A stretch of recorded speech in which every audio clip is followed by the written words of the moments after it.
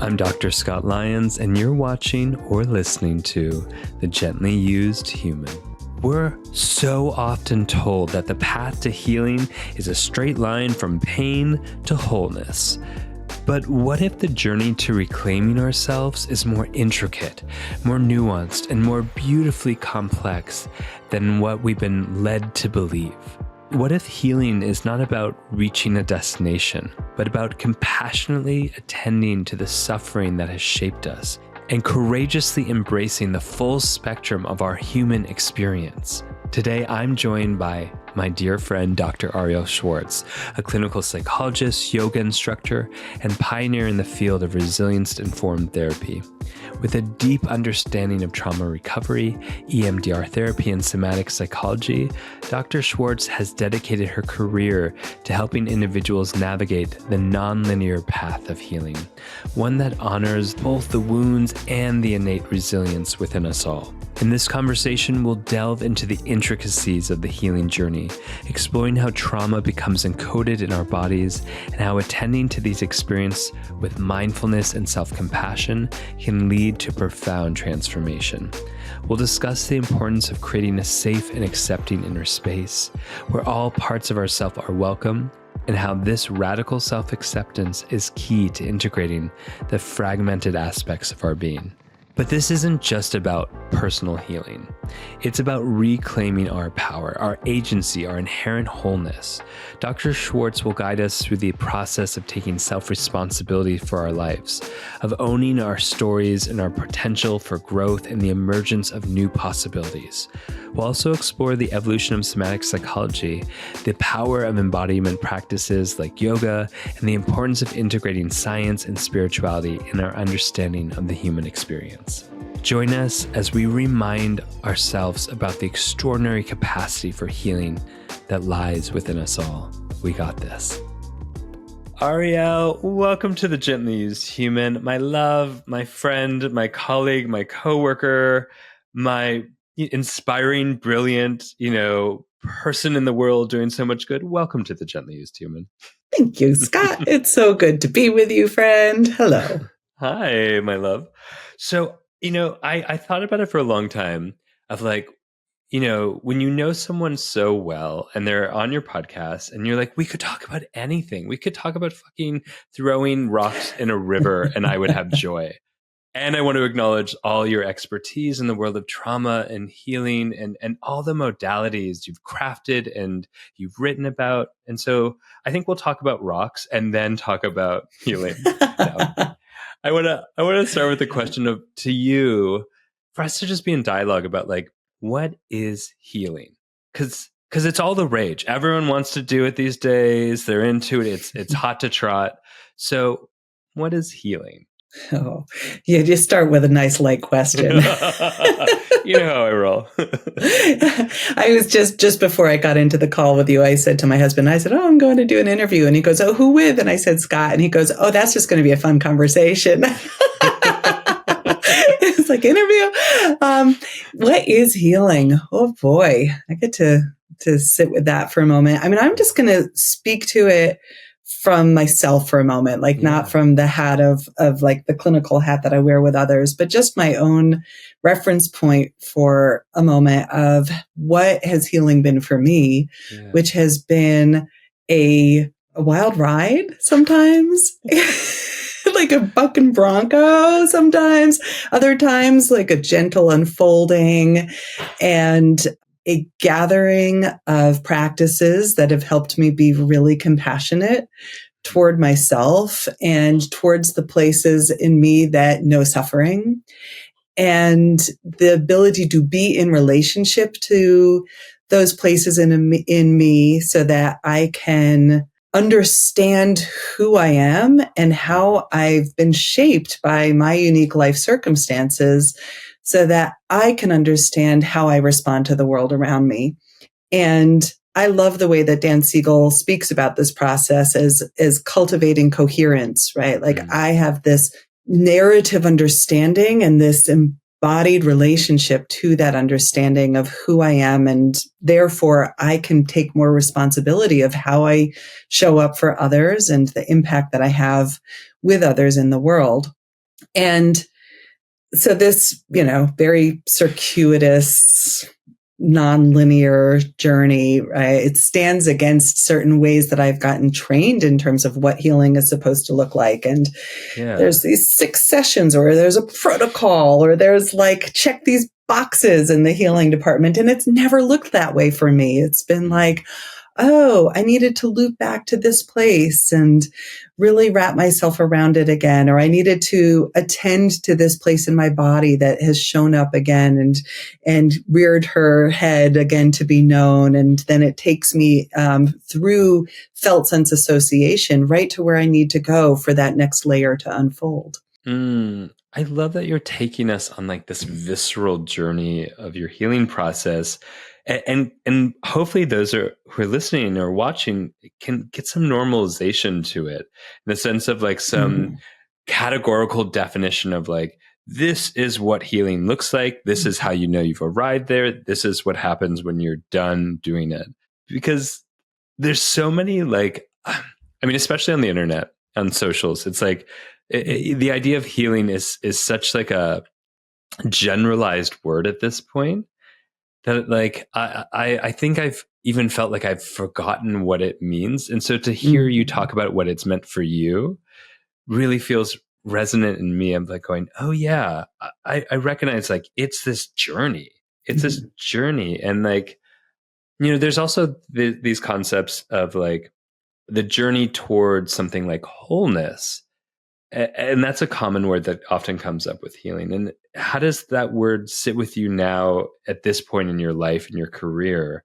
Like, is it a journey towards wholeness? To some degree, but wholeness is a concept and the felt experience is something else. Like what I love about being a yoga teacher and why I've been drawn, for example, to show up on my yoga mat literally every day, or to sit in my own meditation practice literally every day, is that there is this feeling of what I would call more like a homecoming, where I get to arrive back to myself, good, bad, ugly, right? Like the whole range of it. Yeah. And I get to arrive back, and that, for me, the yoga mat represents this completely unconditional accepting environment that no matter what I bring to that space is welcome there. And that's what home means to me, is that I'm not going to leave out any part of my experience for the sake of somebody else can't handle it, or I can't show that in order to be accepted in this space, or whatever that is. And it's also why I love my home practice, is that like there's nobody else there. So like I don't have to worry about if I make a really intense face, like I growl on my mat. I did a lot of that today. Or I cry, or I feel joyful and expansive, because there's nobody else to compare myself to. It's just about, and I've had to work really hard to be able to provide that space for myself. So when you ask like, what is healing, or what is even wholeness feel like? It is, for me, the ability to provide for myself that unconditional acceptance, that no matter what arises, I'm going to show up for myself with that. And that took time. And so en route to getting there, there were so many places in which I needed somebody else to help hold what I couldn't hold yet in myself, and to see what I couldn't see yet in myself. And not that I'm like done. I actually don't know that healing is like, okay, wow, you're done. You've like reached the wholeness gate, right? Like, welcome. Exactly. Here's your certificate of wholeness. And you have a brain and a heart and courage, right? Yeah. Oh, I never really got that reference in The Wizard of Oz before. That's really interesting. And I really appreciate and love like this idea of like wholeness is like being able to hold the whole of you.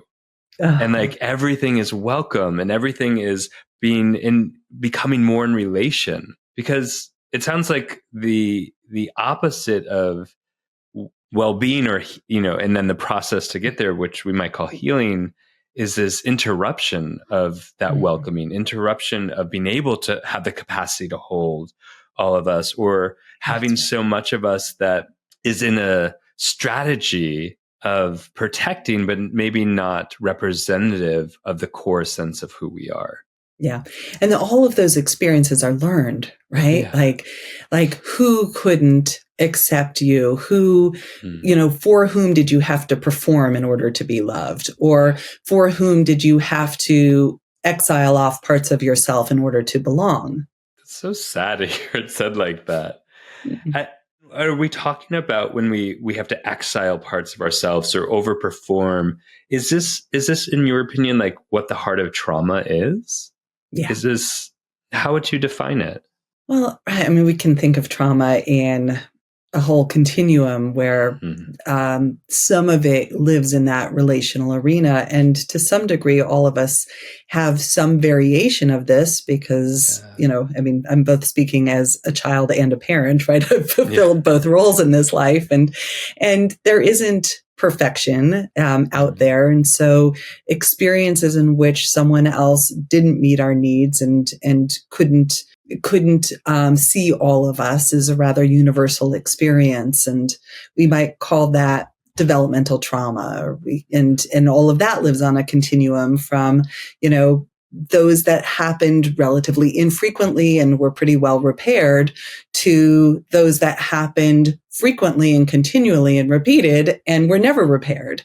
Yeah. And so we have that arena of trauma, and then we have the arenas that might be those incidents, right? Like we can kind of like pin, there's a traumatic event, whether it's an accident or a natural disaster or a terrorist event, right? Like there's these events. I think what makes developmental trauma harder is that when you're growing up in that environment, it's the water you're swimming in, right? And so it is just the air you're breathing. It is who you know yourself to be. And so unless you have the ability to separate from it or even have the luxury of questioning that environment, you just have to exist and you have to find a way to make it normal.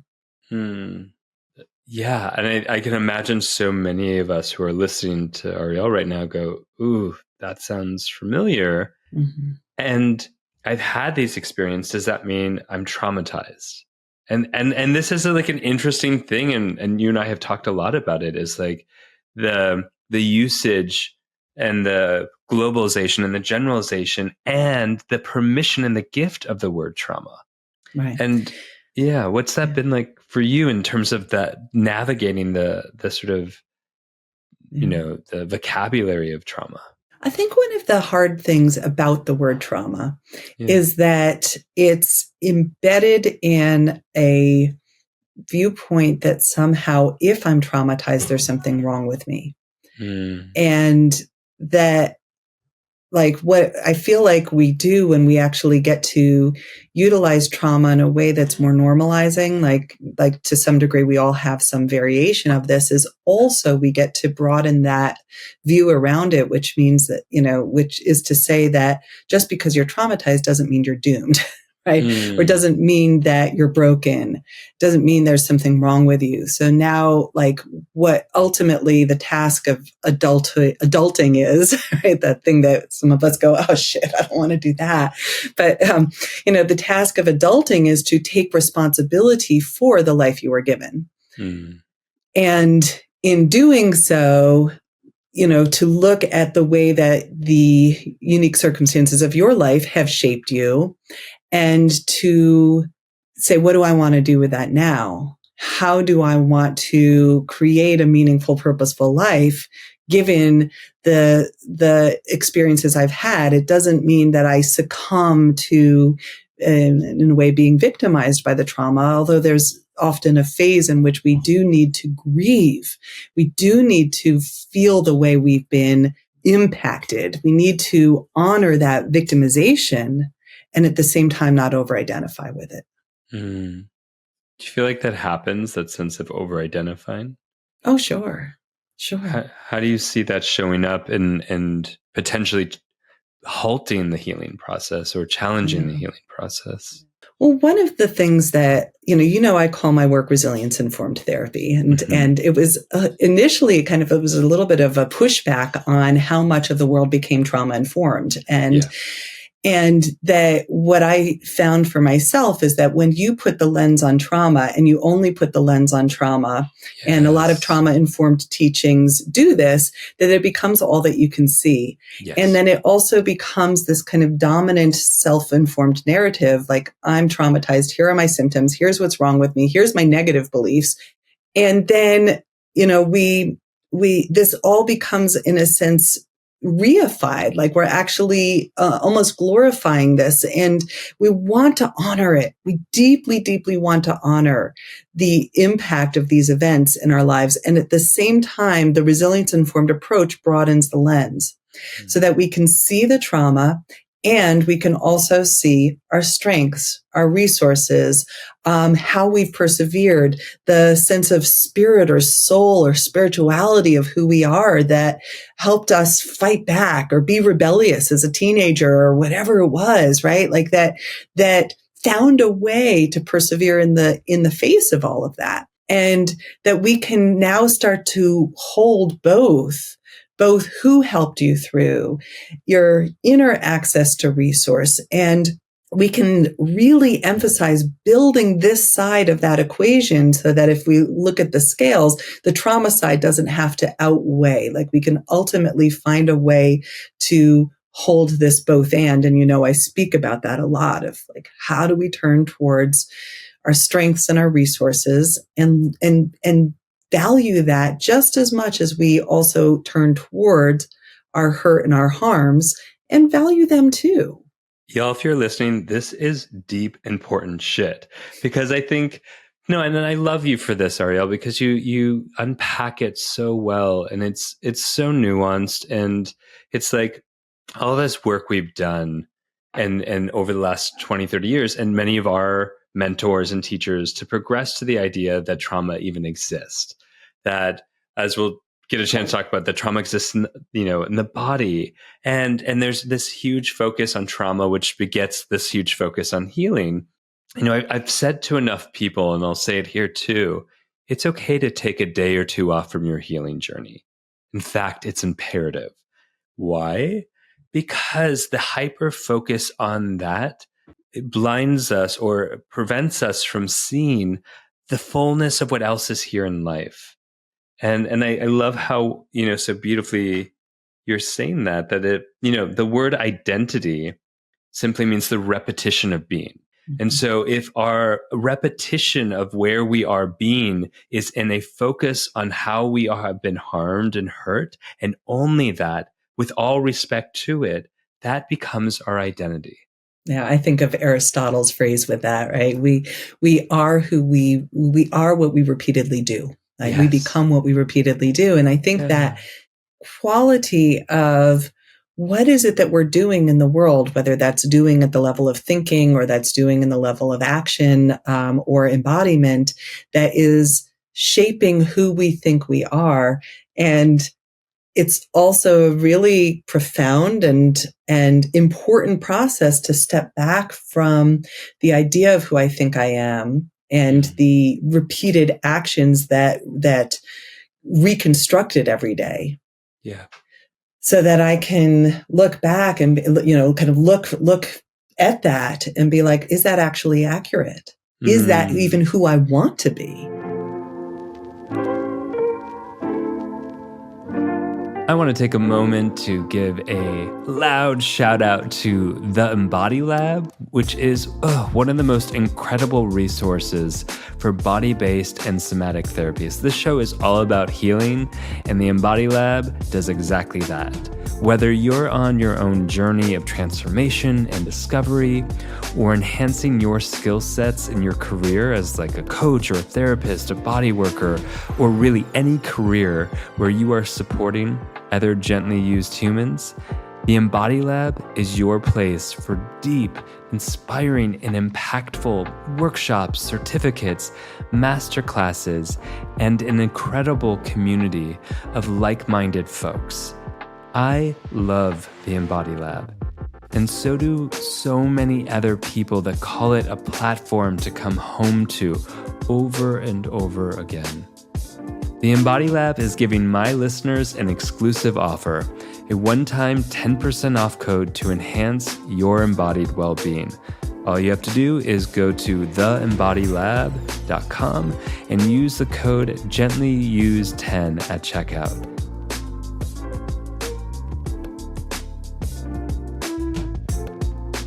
I know you know the emblem, but like from the Hindi tradition, like there's this Shiva Nataraj. It's this sculpture of Shiva with this circle around it, and it's like this idea of this false peripheral self, which is like all these things, these survival strategies, these things I'm invested in, my love for reading, and all of that. And then there, inside the circle is this Shiva, which represents like this core sense of self. And that can only be experienced. It's like this felt primal experience of self that is central to these peripheral aspects of us, including our survival strategies. Yeah, I think Shiva's got so many great metaphors in so many ways. One being that circle on the outside is a circle of fire, right? Yeah. Like there's this transformational element and that what Shiva's wearing around his neck is a necklace of snakes that represents all of the previous versions of myself. Yeah. That I can now wear as like jewelry, right? But like in the same time, this Nataraja is dancing in the middle of all of this, like all the previous versions of myself inside a ring of transformational fire, right? And willing to say like, I thought I was that, I thought I was this, I thought I was this, right? And I can celebrate all of those identities. I don't have to throw them away, but I don't have to be them. One last part of that image of the Nataraja is Shiva is dancing with one foot balancing on the top of a troll, which I think is kind of funny, right? Like all of those things that like try and tell us that we can't do that we're not enough, that we actually don't have that power and that capacity to actually dance in the middle of it all. Like to me, it's about when we don't think that we have that empowerment within us or that self-responsibility. And we actually defer that to everybody else. Somebody else maybe knows who I really am or what I really need to be doing with my life, or they can all figure it out for themselves, but I don't have that. And this, I don't care whether we talk about it as Shiva or not, but like this sense of, for me, it's about existentialism. It's about like, can I ultimately claim responsibility for my life? Oof, I don't know. How do we do that? How the fuck do we do that? It's so scary. I know. Because that would mean, and it gets, again, complex and nuanced here, because it's like, if I take responsibility for my life, am I saying the things that have been done to me, the people that have hurt me, is my fault? Which for many of us, we've adopted that belief as a means of survival. So like, how do we take radical responsibility without self-blame? And worse yet, there's narratives out there in the world that actually reinforce that somehow, like this is a lot of spiritual dialogue that happens out there, that somehow like you chose this suffering and that like the suffering has some inherent meaning to it. And it all just makes me want to vomit because, right. Yeah. You don't choose your suffering. You didn't bring that upon. This is my personal opinion, right? Like I don't view it that way, but I do think that there are senseless acts that happen in our world because there are people that are not in their senses. There are people that are not acting in right relationship. There are people that are acting in harmful ways.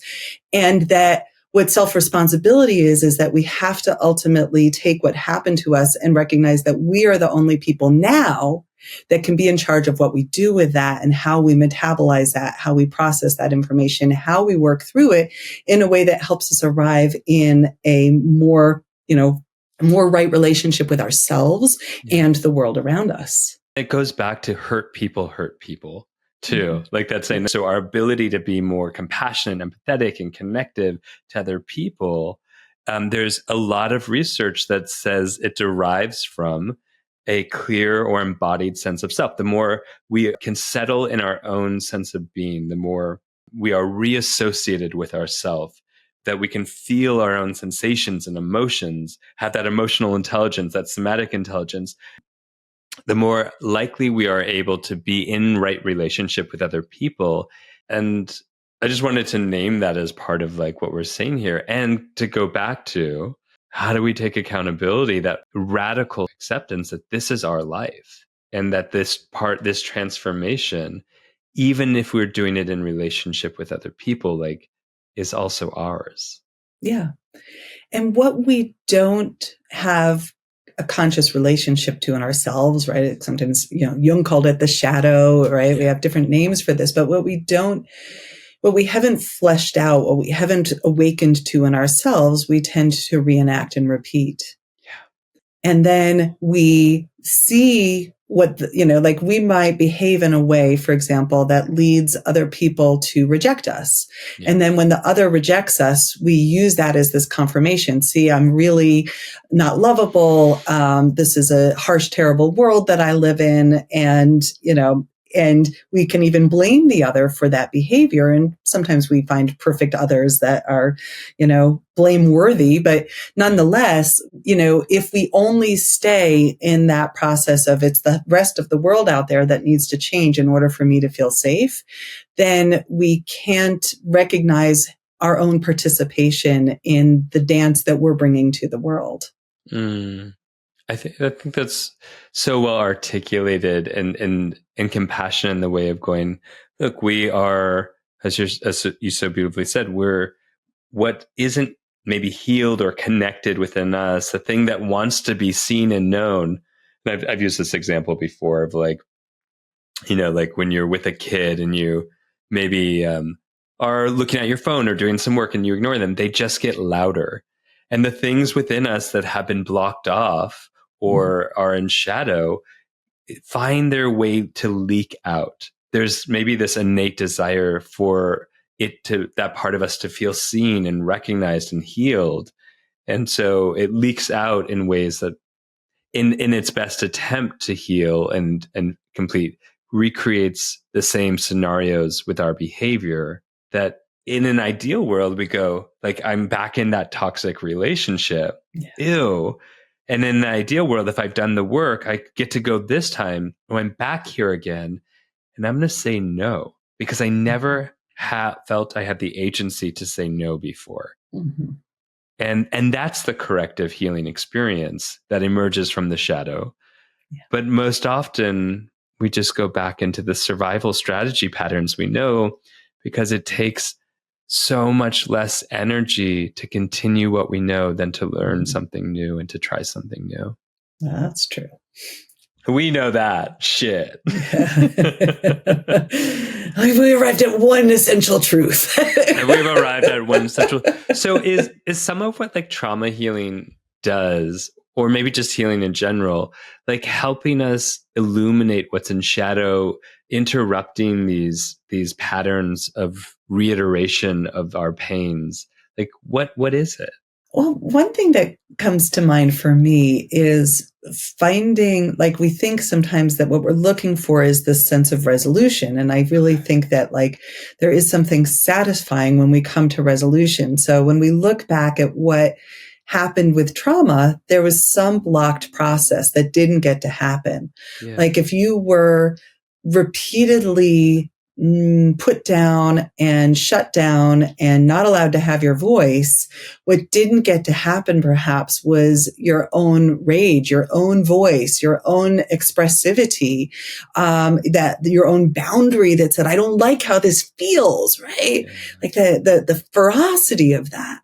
And so when we have the safe spaces of healing, whether that's on your yoga mat, whether that's with your therapist, right, that we can loop back to what didn't get to complete, we can find how that got stuck in us, because there's a way in which those patterns will live and wait to be found and discovered again. It's like the knot in the throat, or or the bracing that we might have in our body. And we can turn toward the felt experience of that. And then with curiosity, start to explore what wanted to happen that didn't get to happen. What is your jaw wanting to do now? Right? What are your, right? We could do that all day. So become much pirates. of that. We'll just become pirates together. Are you ready? Big lions roaring. Yeah, exactly. So, but then like we can loop back and mindfully complete what didn't get to complete. Yeah. Right. And so now there is a sense of like riding that wave through into shore. Right. We talk about homecoming or all of these metaphors, but like, oh, that's what it feels like. And it feels like a release or a satisfaction, or there may be grief that happens when we come to shore, when we complete that pattern, and then a deep appreciation. Even an appreciation, you could go, oh my gosh, body, you've been carrying that for me for 30 years or 40 years. And thank you. Thank you for finally letting me know that this was ready to be known and heard and given voice to and healed. Yeah, that's so sweet. I love the languaging you have of like reassuring, and of course it's such a homecoming when a part of us has been sealed off, holding that which had never gotten to be expressed or finished or completed. So I really hear and understand in this moment so much more deeply, like that sense of wholeness is like, it's not that I wasn't there, it's just that part of me wasn't in connection, and I get to feel that much more of me back here. And really often, like the original wound was from the other, like somebody else couldn't see or hear or recognize that need and nurture it, protect it, whatever that the need was. And then part of what trauma recapitulation is that we take that interject of the other, like it becomes a part of us. And then we continue to perpetuate that within ourselves, where like we're continuing to silence a part of ourselves. So as we take that self-responsibility, it's about finally like, I get to give voice to this now.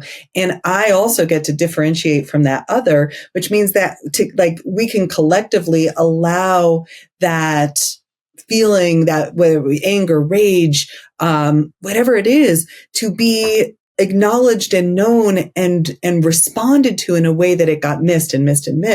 So now it can arrive to our consciousness, and it doesn't have to end there either, right? Like it doesn't mean we have to go through the world in this angry stance. I think that often, and especially when we're working with developmental wounds and even generational wounds, that when we come to our own healing, it also opens up profound empathy. Going back to your statement of hurt people, right? Like I can even have some curiosity as to why did that person treat me that way? It had nothing to do with me, right? They were treated that way, and that goes back generations and so forth. Yeah.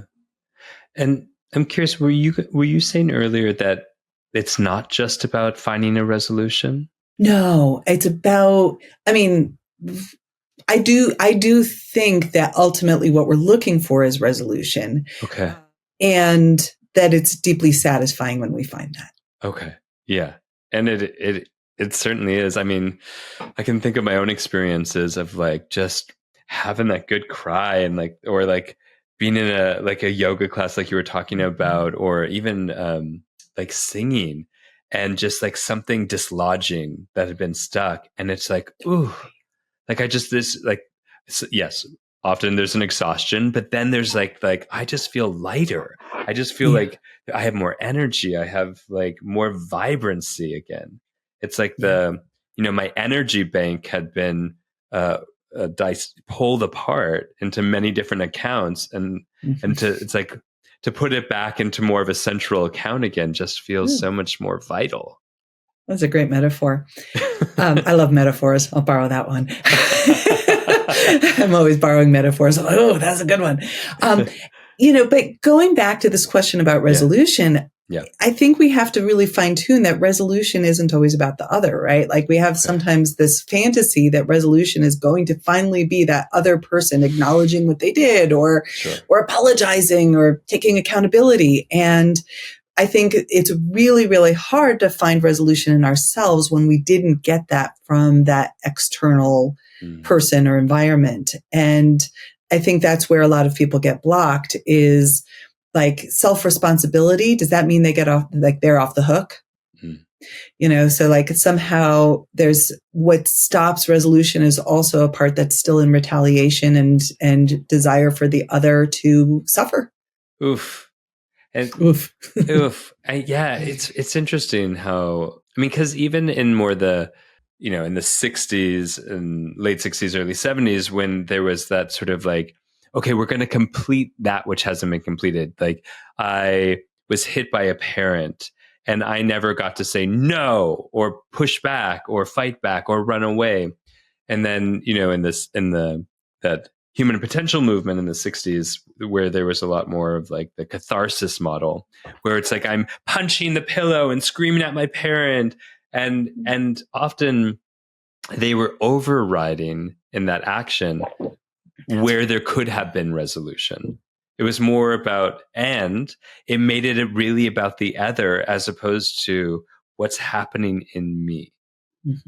And so how have we evolved to really help folks still move things through and make it about them? One thing I'll say is that I still think sometimes there's a place for that kind of cathartic movement, right? Like I love it. I think, me too, right? As long as it's connected to the self. As long as it's connected to the self, right? And I think that's really the key question of, can I really sense and feel in this deep internal way, what we might call kind of more of a mindful body awareness? Is there enough mindfulness or presence so that I'm not just going into a performative thing, right? If somebody tells me to beat a pillow and I go beat a pillow, right? Versus I'm actually really being present with it. And, and sometimes we just go into the motions until we arrive at presence with it because it's been that blocked. So that's where there's like a delicate balance. But I would say that like the field of somatics, in the field of somatic therapy has gone from that very catharsis, piece that you're naming and have evolved into more of a mindful, contained attention awareness piece. And sometimes that pendulum swings too far this way. Oh yeah, it's fucking boring. Right? So right? boring. So like we want to kind of recognize like there's actually the full range that we have access to. For those of you who don't know what we're talking about, let me unpack it with Arielle a little bit. That somatics being a methodology or a philosophy, even a living philosophy of the living body, meaning that within our body we have these primal sensations, impulses, movements, emotions, and that or what we might call the implicit. And often that is where things get stuck, is in that primal aspect. And not in our head and our stories, but really it's that primal aspect of things that get stuck. And the pendulum swung again from like hitting a pillow with a bat and screaming, primal screaming and all this primal stuff. Scream. People like seriously got like vocal nodes from all the primal screams. Like, you gotta be careful. I know. Because they went past the point of where there was potential for resolution. Because there's someone on the outside cheerleading them on past where their own sense of impulse would take them. And the pendulum swung where it's basically glorified mindfulness, which is like, okay, look at your body and notice your sensation. And we are moving creatures. Movement was our first sensory experience. It's our first sense organ, to develop. Movement, touch, sight, hearing, smell, all of those. It's so fundamental and important that we learn to move before, like the myelination of our nerves came for movement before they could come for smell and taste. It's in our evolutionary process. It's that important. And it's that important to help us process through things. So if we just sit in a chair and kind of sense our body, there's power to that, but so much more power is offered to what is the expression of that once you've arrived and made contact with it. Mm-hmm. And a lot of your work is very movement based, isn't it?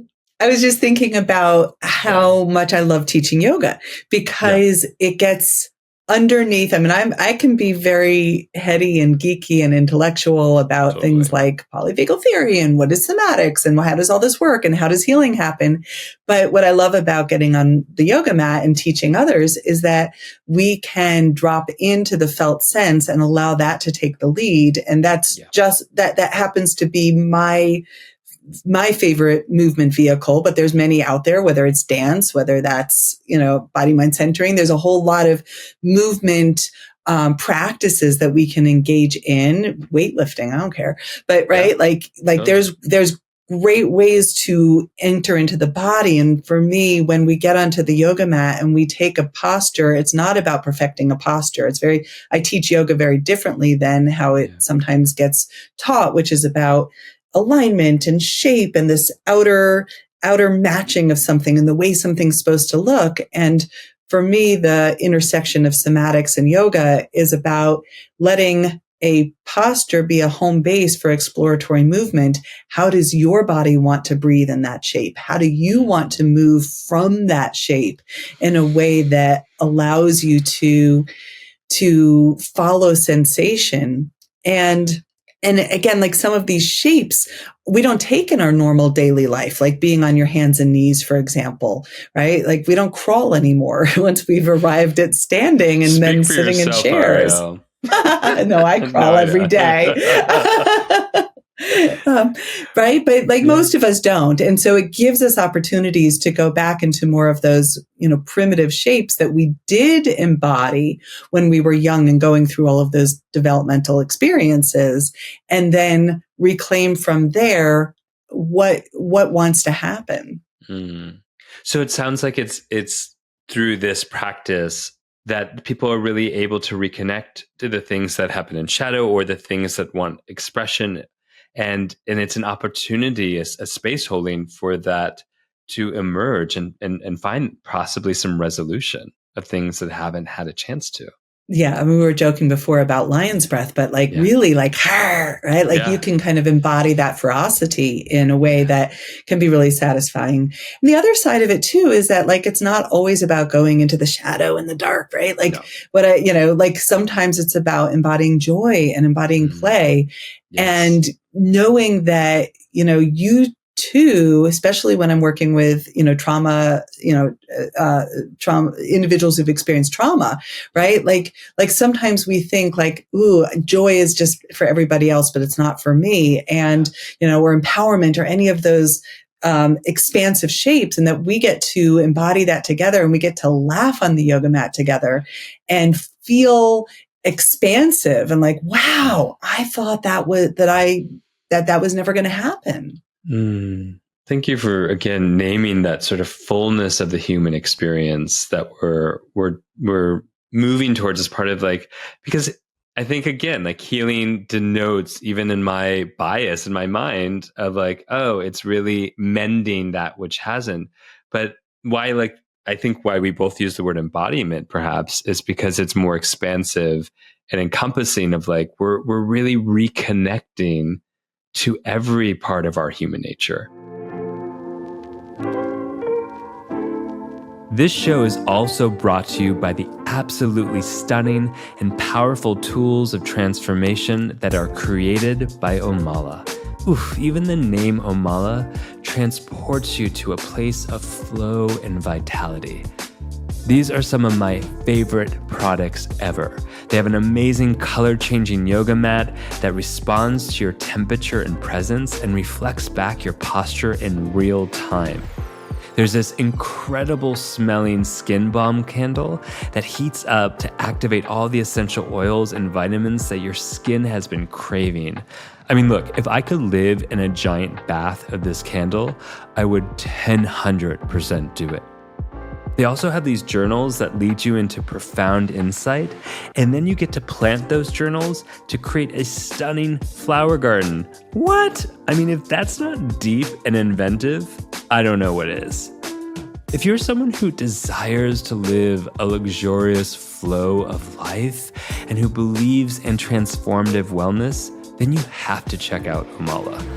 Omala is giving my listeners an exclusive discount to treat yourself to something that is as special as you, boo. All you have to do is go to omala.com, that's OMALA.com, and use the code DrScott10 at checkout. And a portion of every purchase goes to an incredible charity. You got this. And going back to the yoga piece, I heard you wrote an 8th book. Is this an 8th or 7th book? 7th. But if you count the flip book, it's the 8th. So I don't know how you want to go about it. But yeah, I did write a book on this topic. You did write that. a book on it. It's called Applied Polyvagal Theory in Yoga. And I have an entire bookshelf now that's just Arielle Schwartz, Dr. Arielle Schwartz. Like, you've written so many books. I have to get a new bookshelf after this. Thank you, Scott. Yeah, I love this book, and it's my second book on yoga, and then I also have the flip chart on yoga. So yoga has been part of my life since I was 7 years old, and it's also been part of my professional life for 30 years. I've been teaching, so since before I was a therapist, and so for a long time, I had my yoga teaching kind of in one lane, and I had my psychotherapy in another lane. And I got really frustrated with keeping them in two separate lanes. And when I was invited to write this book with Norton on their interpersonal neurobiology series, which is a great honor to be part of. And I have a great deal of respect for Norton and for what they publish. And it's an academic publisher. So I wanted to really do right by understanding all of the science and understanding why this breath practice works in this way, and understanding how fascia helps us, move emotions through the body, and how the vagus nerve connects body to brain. So I got really science heavy in the book, but to be true to myself, I really also needed to include spirituality and the soulful part of how this work comes together. And that felt edgy to me. It felt a little scary to bring the topic of soul and spirituality into the traditional psychological arena, where, we can see both, like from the Cartesian split, Descartes, where I think, therefore I am, and embodiment is cut off, but also we've cut off spirituality from psychology. So I did something that felt really important for me as a person, which was I created this Venn diagram in the book. And it's this intersection of science and soma, body, and soul. And it's what I really refer to as an embodied spiritual path. How does that feel, even talking about it now, of just being able to weave those parts of you, like those two separate accounts, into a central account like that? Yeah. It's so funny the way you just did that with your hands is you had your hands on kind of the two sides of your head, and then you brought them both to center. And I actually feel like it got to bring together my left brain and my right brain. In the yogic tradition, we speak a lot about the core nadis of the body, and that we have, in a sense, ways of orienting to the world from really different perspectives. And then there's what we call the central channel, the Sushumna, which is the central account. It's all the years I've also taught that. I now will just call it the central account. I love that. The Sushumna. It ties everything that we've been speaking about together into one place, which is it's also where that wholeness resides, or where that the core energy of who we are resides. And so for me, bringing this together, bringing these parts of myself together in this book was a greater alignment, where I no longer felt like I had to somehow quarantine off or separate out these parts of myself for the sake of my professional identity. Like actually the world was ready for this. I'm ready for this. And the world needs this. Yeah. Right? We deeply, deeply need the soul as part of our healing process. And by soul, we have different definitions of it. Perhaps my favorite is the seat of meaningful experience. Oh, shit. I love that. Isn't that beautiful? I didn't come up with it. I'll tell you whose it is. The seat of meaningful experience. Yeah. I mean, that feels so alive and tangible. Yeah. And I love that. Yeah. Me too. James Hillman. That's who I'm quoting. Of course. Yeah. Jungian.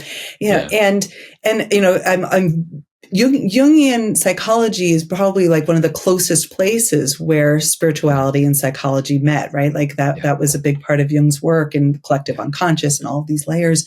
And another core element of that was how within that arena, we have these polarities that we all have within ourselves. We have, and we can kind of get caught in the tension between the polarities. Really simple ones is like that I can both love and feel really angry and even hateful towards the same person. Like, whoa, how can that coexist within me? Or that I can both be strong and be vulnerable. Wow. And that, what we get to work with both in yoga, which is about the union or the yoking of opposites, and in psychology is about how we sit with this tension of opposites long enough for something new to emerge. I'm just sitting with that because like the imagery is it feels so visceral that I'm actually waiting for my brain to catch up to the visceralness of like just how significant it is. Like, to be able to yoke. I mean, and that, you and I are not fans of the DSM. I think we're pretty public about that, the Diagnostic Statistical Manual. And, but it's interesting that there are certain pathologies that are about the inability to yoke polarities.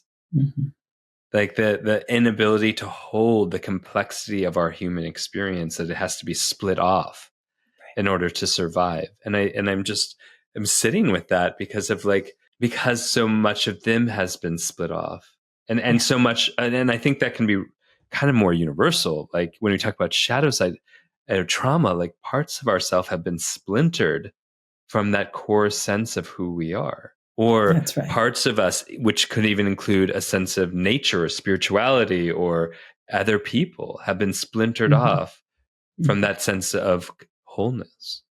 Yeah. And then, as you said earlier, then we other the other. Yeah. Right? We don't relate in a way that allows us to be a living system. We have to make the other a fixed object that we're relating to or not relating to. And that in itself, I think, is how trauma gets perpetuated. Yeah. Yeah. And so often in the search of wholeness, we fragment more. Yeah, unfortunately. Right? Like, this is how I'm going to heal.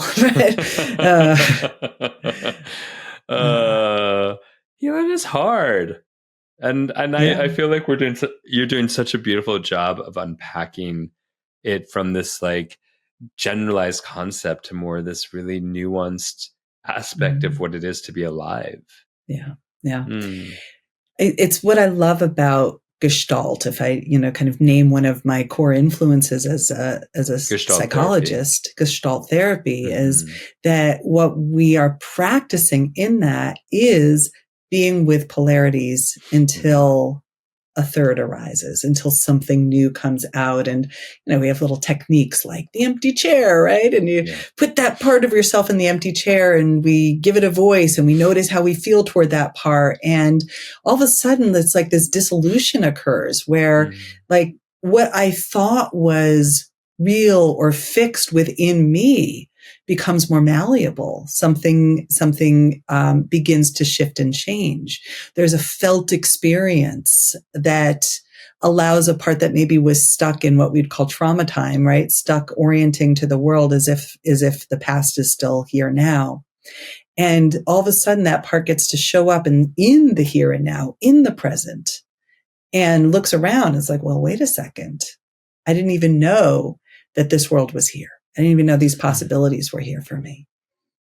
Is there a name for that third other, like when you said, there's these two things and then this third emerges? What is that? Healing. Oh, okay. Well, that sense of yoking and unity. I understand. I was like, I'm just teasing. I don't know if it has a name, but I like that. We'll give it one. I don't know, something like a shimmer. Like it's like there. I mean, there is just this beautiful.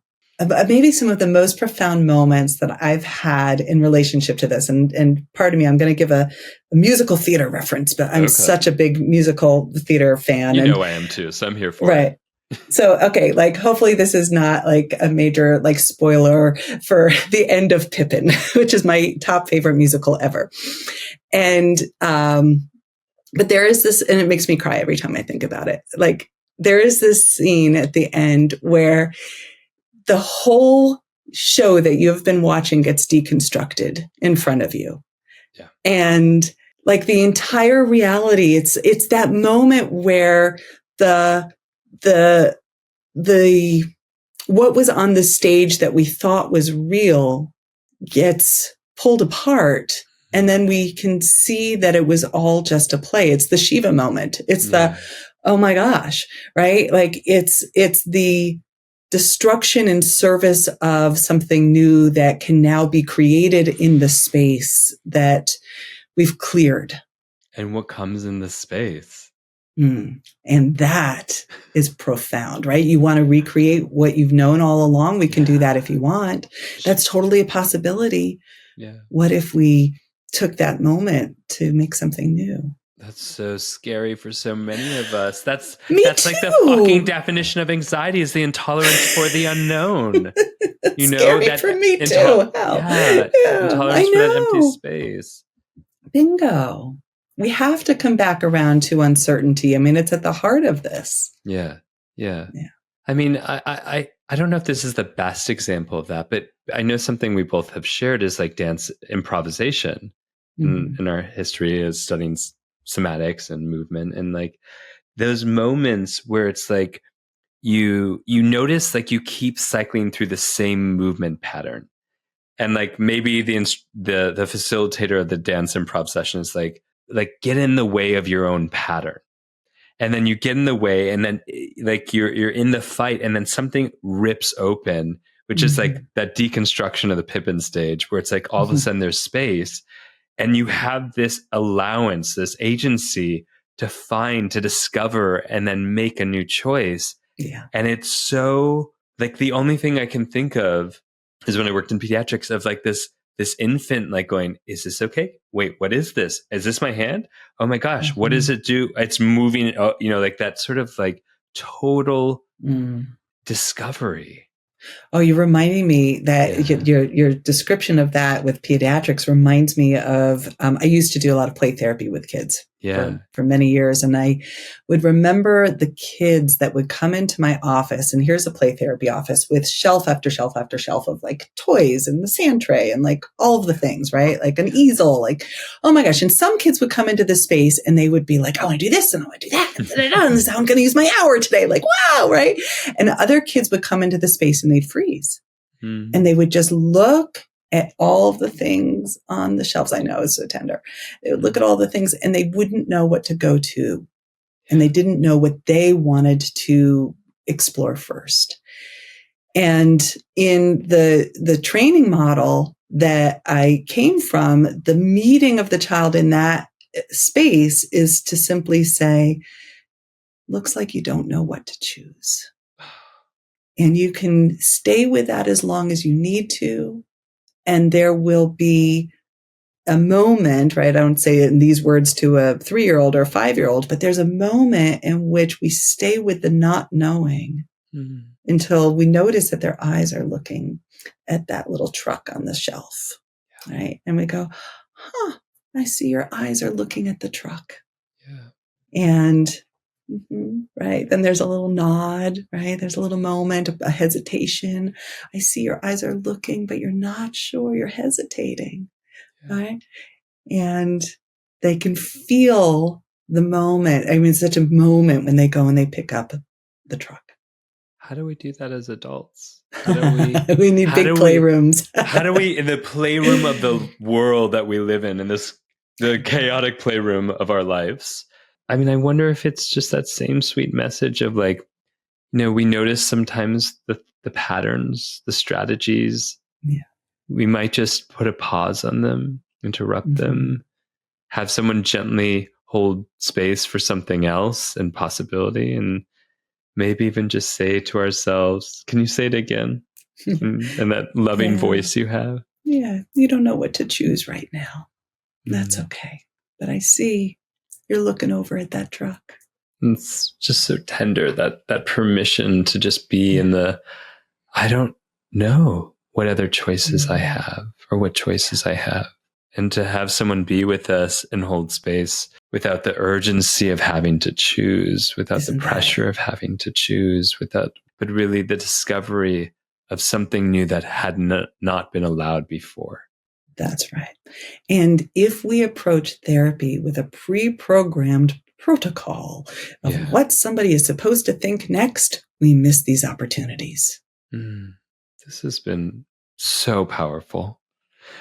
Arielle, thank you. I love you so much. You are always an inspiration to me and the world, and we're so grateful you're here.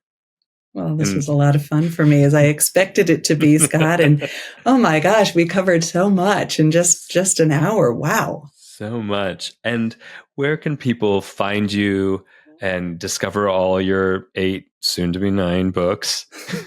Spoiler alert. Yeah. That's true. That is all true. All right. Let's see. Ways you can find me. Come to I have 2 websites. One is at drarielleschwartz.com. The other is resilienceinformedtherapy.com. I am on Facebook at Dr. Arielle Schwartz. I am on Instagram at Arielle Schwartz Boulder. And I am on YouTube as Dr. Arielle Schwartz. And I have, close to 200 videos at this point on YouTube. A lot of them are yoga. Some of them are me reading sections of my books, and some of them are little trauma talks, but lots and lots of ways to stay in touch. And I lead retreats, and I teach with Body Lab and other groups out there on all of this stuff that I love. Beautiful. Everyone go find Arielle wherever you are in the world and connect. Thank you so much, Arielle. And thank you to all my beautiful, gently used humans out there. Thank you for listening to the Gently Used Human podcast with Dr. Scott Lyons and friends. Visit gentlyused.com for fun extras. And don't forget to spill the tea and gossip about the show with all your friends and frenemies. And you know what? Show us some love by giving us 5 stars and leaving a review in your favorite apps. This helps us connect with all the other gently used humans out there. Oh, and by the way, you look fierce today.